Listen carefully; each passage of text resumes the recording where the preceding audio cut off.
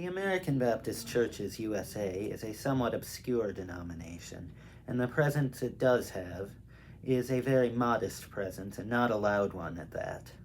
So why am I so loyal to it?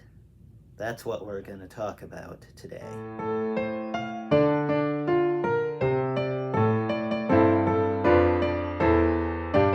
Hello everyone, I am Landon Reynolds, and I am a confirmed American Baptist, and today we are going to be talking about why I, in particular, am an American Baptist and why I am loyal to that denomination. And I'm going to do this in two categories, the first of which being just the practical reasons, and then we'll get into the more theological reasons.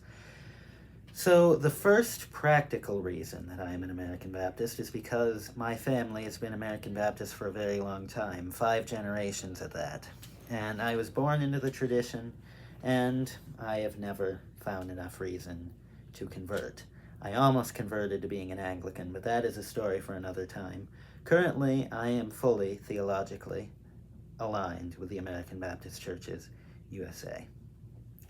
And as I said before, I have almost converted on a few occasions, the most notable one being when I almost became an Episcopalian. But I appreciate that the American Baptist Churches has the policy of unity on the essentials and liberty on the non-essentials, as is the mainline custom, because that has allowed me, over the course of my life, to explore theological things, discuss them with my minister and some of the deacons of my church, and I have never had to leave or convert or be pressured to believe anything. I have had freedom of conscience within reason, and of course I've listened to my ministers, but I really appreciate that over the course of my life, the ABC context at least, my local church, has allowed me to explore my theological convictions somewhat extensively without a whole lot of unnecessary pressure.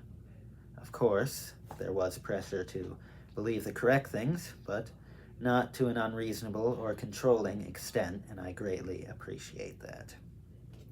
Also, I appreciate that the ABC pretty much aligns with my views on things. Of course, the higher up you go, the more progressive it is, but I tend to lean moderate, centrist, center-left somewhat, and I really do like that ABC generally agrees with me on this. Of course, there is push in different directions, and I would definitely support ABC staying as it is now, maybe even going a little bit more in the other direction, but generally, I am very satisfied with ABC's approach to these various things. So now that the practical reasons are out of the way, let's discuss some more of the real theological reasons. First of which, the doctrine that being Baptist itself lives or dies on, that being credo baptism, the belief that you should wait until one can give a personal profession of faith to baptize them, and we typically do baptism by means of full immersion. Now, I believe this very strongly, and I have for the majority of my life.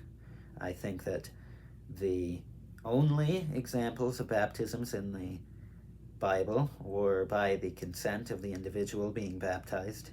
Jesus himself was baptized upon his own asking, and there is no example in the Bible, to my interpretation, of any baptisms taking place that were not done upon a profession of faith.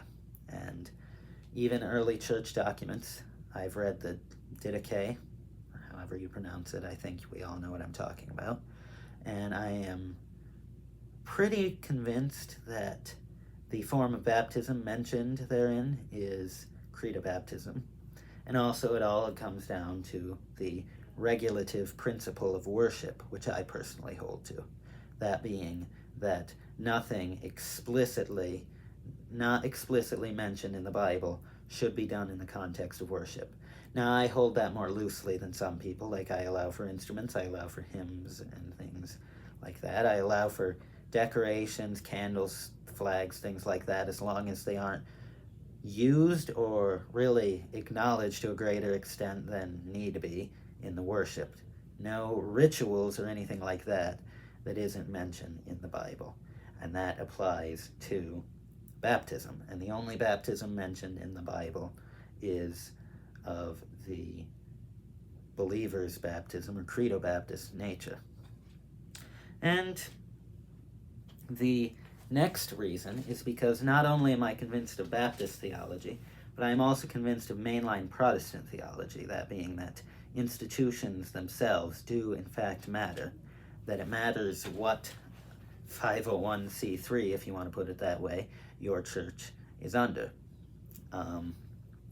I don't believe that schism is ever okay unless you are excommunicated. I believe that if you leave your church without good reason, that is a betrayal to your church. And before you say I'm a puppet of Redeemed Zoomer, I'm not. My great-grandma taught me these things long before he came out. I do support Redeemed Zoomer because I think he is right about a lot of things, but he is not the originator of many of my beliefs. He gave me a lot of language for things I already believed, and I pretty much agree with him, but my beliefs are more accurately credited to my great-grandmother. Anyway, I'm getting on a bunny trail. So, I believe that schism is wrong, and that the American Baptist Churches USA is the only Baptist body in the United States, to my knowledge. Granted, my knowledge is somewhat limited, and I have not studied it enough to dismiss every body unilaterally, but I can dismiss General Association of Regular Baptists, Free Will Baptists, and the Southern Baptists, which are three of the main ones, as well as the fundamentalists. All of those, I do believe, are in fact schismatic, as well as any Baptists who are independent. They are also schismatic, unless they were founded before the Triennial Convention, which is incredibly unlikely. But generally, the only, to my opinion and perspective, credible Baptist institution in the United States of America is the American Baptist Churches USA. Hence, based on my beliefs on credo baptism, my beliefs on a lot of things, and my belief that schism is wrong, the American Baptist Churches USA has my loyalty, and for all of the reasons I have stated in this video. And that about concludes my reasoning for being an American Baptist, as far as I would like to discuss it in this video. If you have any thoughts or opinions on this, please feel free to leave a comment and we can discuss this further. I am more than willing to hear what you have to say about this. Don't expect me to convert, though, because I am unlikely to. I am pretty studied on all of my opinions. So if you want to have a respectful discussion in the comments, I would love to do that. And also, I will leave a link in the description to my Discord server, because we can also have some discussions there if you would like to. And if you did enjoy this video, feel free to like and subscribe so that you do not miss out on any of the videos that I post in the future, if you enjoy them. And yeah, that's about all for me today. God bless you and stay faithful. Thank you for joining me.